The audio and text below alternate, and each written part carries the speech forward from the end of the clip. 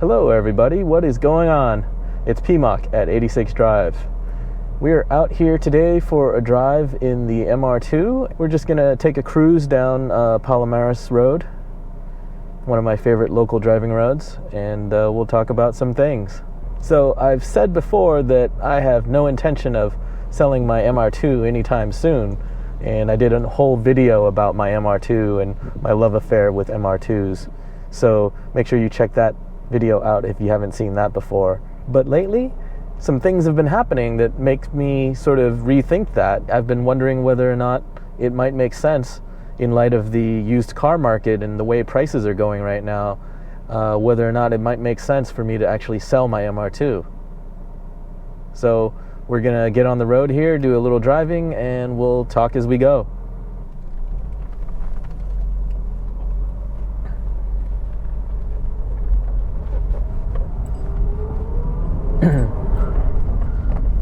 So it's Sunday afternoon. Seems like a nice day to go out for a drive. I'm not gonna go too crazy out here. More of a Sunday cruise.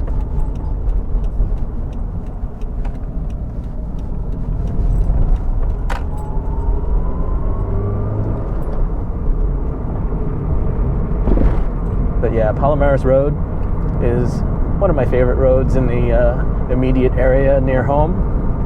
So always a convenient place to go out for a quick blast through the hills whenever I'm feeling up for a drive but don't want to go too far.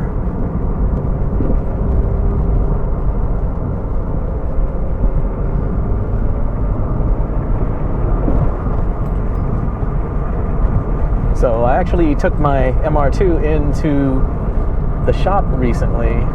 Had the guys over at Elite Performance actually look at my car and work on the air conditioning, and unfortunately had to spend a fair amount of money in order to fix that AC. Yeah, it cost about $1,000 for me to get the AC working again. Apparently the AC compressor was leaking or broken, so that needed to get replaced. And then of course, because all of the refrigerant had leaked out, the R134A, I believe it was, my car was also upgraded from R12 to R134A a while back, and unfortunately that's how I discovered that I had a leak, was after the car got recharged. The air conditioning worked really well for about a month, and then it stopped working. And I could tell that, the compressor was still working. The system worked fine, but the air was just not cold. And so, it became obvious that the system was leaking the refrigerant. So all of the R134A that had been put into the system, unfortunately, had leaked out. And so the system was not blowing cold anymore. So when I found the time to do it, I went ahead and dropped the car off back at Elite, let them take another look at it. Oh, squirrel. It's really made me think twice about owning this car, the ownership costs, the amount of money I've already poured into this thing. Now, of course, as you can see here, I'm loving it. I enjoy driving this car. I love owning this car. As I've said in my previous video, this is a dream car of mine. So I've always wanted to own an MR2 again. And so when this opportunity came to pick this one up, of course I made it happen. But the question today is, well, should I think about selling the car?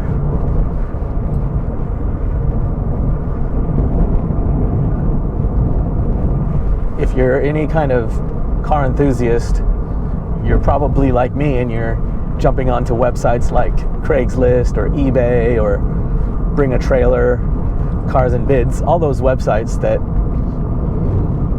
list cars for sale, and in particular enthusiast cars. And even if, you know, it's not realistic for me to actually think about buying any of these cars. Slow down here for this cyclist so it's safe to pass.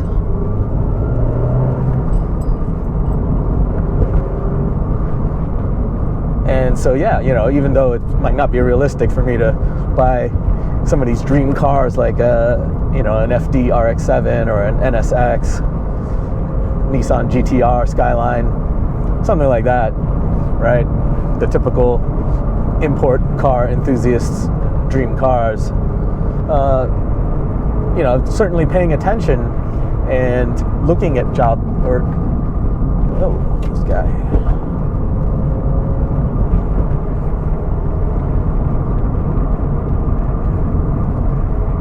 But I'm certainly, you know, watching for interesting cars that may be up for sale and at least monitoring what the pricing looks like for these things just out of interest, you know. And one thing that I think most people have noticed is that prices are steadily creeping up. And in some cases, prices are going up through the roof. You know, certainly for, you know, legendary cars like the Mark IV Toyota Supra, as well as, you know, cars like the NSX and the RX-7. These cars are, you know, in some instances selling for over $100,000 for a really good condition vehicle, something with low mileage and in, you know, near original condition, some sort of collectible essentially at this point. And I think that's an interesting phenomenon that's happening, is that, yeah, the value of these cars is going up, they're becoming collectibles, and you've got these people, you know, people of my age, of my generation, I think, that grew up like me, worshiping these kinds of cars, maybe having these kinds of cars on their walls, on posters, just dreaming of owning one of these cars when you were young. And of course, realistically, you didn't have money. You couldn't afford a car like this back then. But, you know, several decades later, you know, you're established, you know, maybe you have a career and you're making good money. You've been able to save some money away, and now's the time that you're actually, for the first time in your life, you have the opportunity to look at some of these dream cars that were unattainable before for you, but now maybe you can actually afford them. And so I think that that's happening more and more lately. You've got people like me who, you know, used to own sports cars like the MR2, and I missed having one, and, you know, the opportunity came up to get another one, and after thinking about it, decided to go for it. You know, chase your dreams, that's what I say. And so I think that, combined with, you know, the pandemic, the economy going down the way that it has with the recession and everything, I think the new car market is suffering, right? Obviously, a lot of people are not doing that well. A lot of people may have lost their jobs during this recession, during the whole pandemic lockdown scenario. So people aren't buying new cars, right? People are sticking with their old cars, making them last a little bit longer, you know, maybe spending whatever money they have on maintenance to keep that car running and on the road, instead of splurging and getting a brand new car that's going to cost, you know, I think the median or average cost of a new car nowadays is over $30,000. So no small chunk of change. And so, you know, what's your other option besides keeping the car that you have is the used car market. Maybe you can afford a used car and still get something, you know, somewhat nice without having to splurge and spend new car money, right? So I think that's what's happening. I think that market has grown dramatically in the last couple of years. And so as a result, prices are peaking.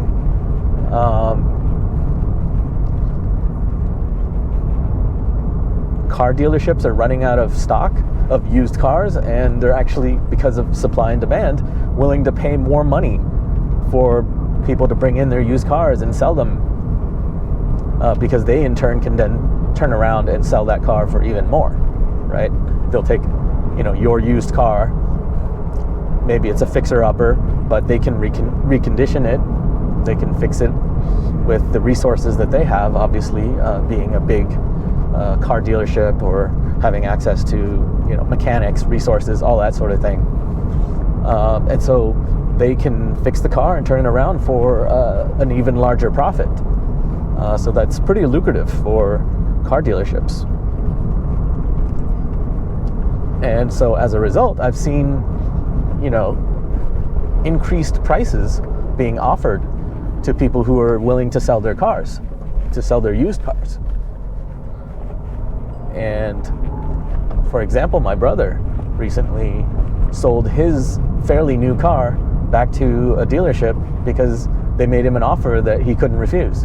It was a very generous offer, and he might have even made a little bit of money on that sale. Certainly if you're looking at the used price, if you're looking at the fair market value of a fairly new car, a car that's maybe only 1 or 2 years old, you might even find that the price is as high as it's ever going to get for a used car. Short of not having bought the car at all. Once you take a new car off the lot, it immediately depreciates by at least several $1,000s, typically, right? And so if the opportunity comes up after you've only owned the car, say, 1 or 2 years, and you're actually getting offered almost the same amount of money that you paid for the car, that's kind of a no-brainer, right? You could basically get your money back, and while you've already gotten essentially a year or two of use out of that car, so why not do it, right? Sell that car for the most money that it's ever going to be worth again. Take that money and, buy something else. Try another car. I know my brother is something. I know my brother is kind of like that. He always wants to change cars. He always wants to switch things up every 2 or 3 years. So he usually leases his cars. And in this case, it just made sense for him to bring the car back and get enough money that he could actually then turn around and buy another new car, actually.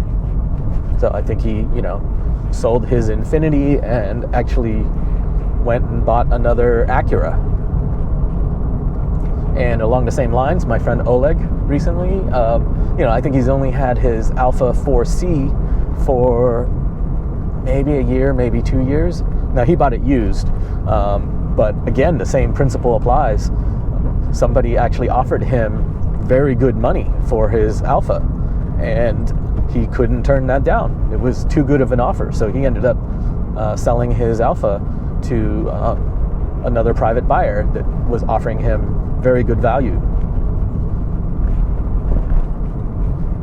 And, he'll probably end up buying another car somewhere along the way, because, again, Oleg's the kind of guy who also likes to have variety and change things up.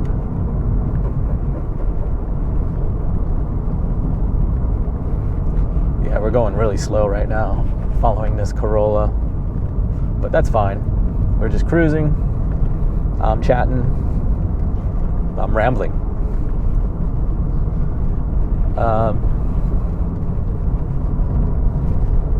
But anyways, if you go and look on a website like Bring a Trailer, that's one site that I go on fairly often, just to keep an eye on prices for MR2s. Like I said, I'm always interested in seeing sort of what the market value is for these MR2s. And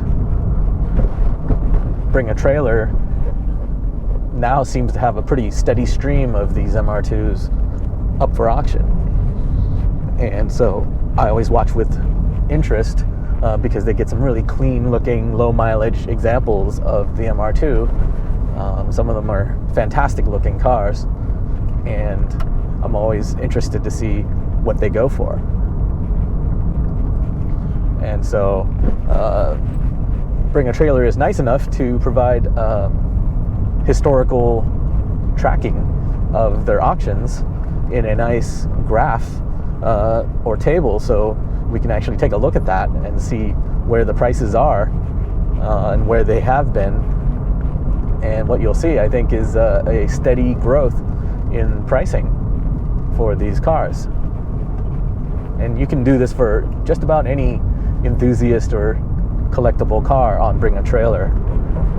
If you're interested, you can pull it up and say, hey, you know, what are prices looking like, and what's the trend look like for, you know, an Acura NSX or a Mazda RX-7. So lots of interesting stuff. You can spend hours and hours, of course, looking and drooling over these cars and poring over the data. Great way to kill some time.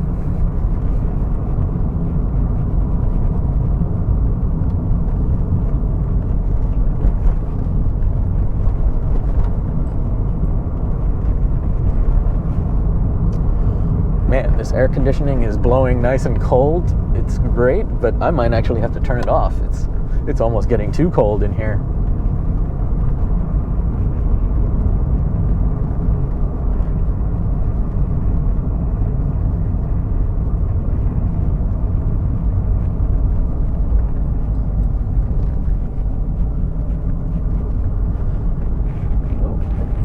Corolla's letting us by.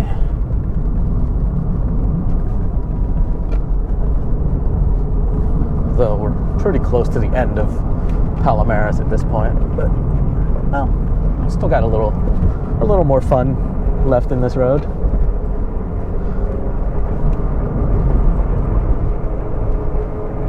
But anyways, as you can see, MR2s are worth more than ever, and so that's got me really thinking about, well, is now the time? Should I think about selling this car? Or should I hang on to it, you know, indefinitely, as I had sort of planned to when I first bought this car? You know, who's to say that the values won't continue to go up, and that, you know, let's say I hang on to it for another 10 years, you know, is it possible that pricing could go up on these so much that they become so rare and valuable that I might be able to ask $100,000 for a car like this if I keep it in good shape and don't rack up the miles on it? Time will tell, I guess. But I guess I do have to think about whether or not to pull the trigger and get rid of the car or hang on to it. Right now, I think I'm inclined to hang on to it. It's just, you know, it's getting harder and harder to find nice cars like this, and I feel like I might be, you know, kicking myself down the road if I sell this car and then I can't find another one in as good a condition as this one. So, something to think about.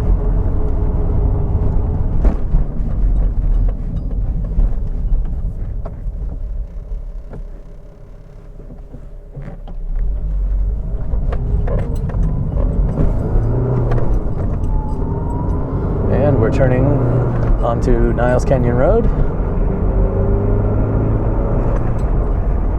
Oh, it is warming up. Better turn the AC back on.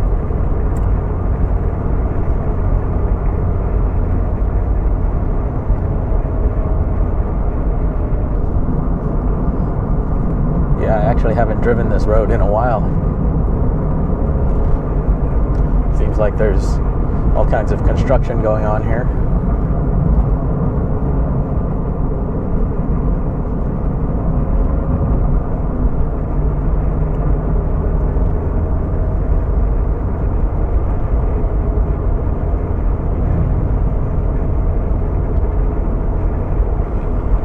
Yeah, I do love this road.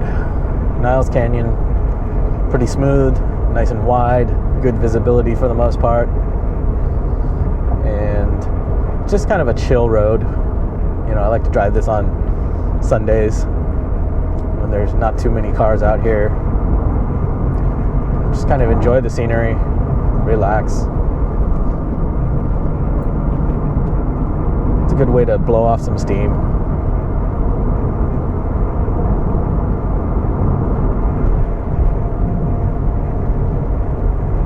Anyways, I'm curious to see what you think about what I've said here. Is it a good time to sell the car? Should I sell the car? Or should I hang on to it? I'd appreciate any advice you guys have for me. I really don't have my mind made up yet, and I'm just considering all my options at this point. So if you have some thoughts, let me know in the comments below. You know, do you have an MR2? Are you hanging on to it for the rest of your life? Are you going to be buried in it? Or are you watching and waiting for the right moment as well? Looking to see if we reach the peak of the pricing arc, and that when that time comes, you'll let your car go and try something else? You know, I guess as much as I love this car, there is always something bigger and better out there, right? I've always had the dream of maybe owning a Porsche or something, maybe a Cayman or a 911, maybe a Lotus. So I guess I gotta think about that, see whether or not it makes sense to hang on to this wonderful car or try something new. I don't know. Let me know in the comments. Alright guys, we're coming to the end of the Niles Canyon Road, so I'll cut it off here. Thanks as always for watching. I hope you stay safe, stay healthy, and take care. I'll see you next time.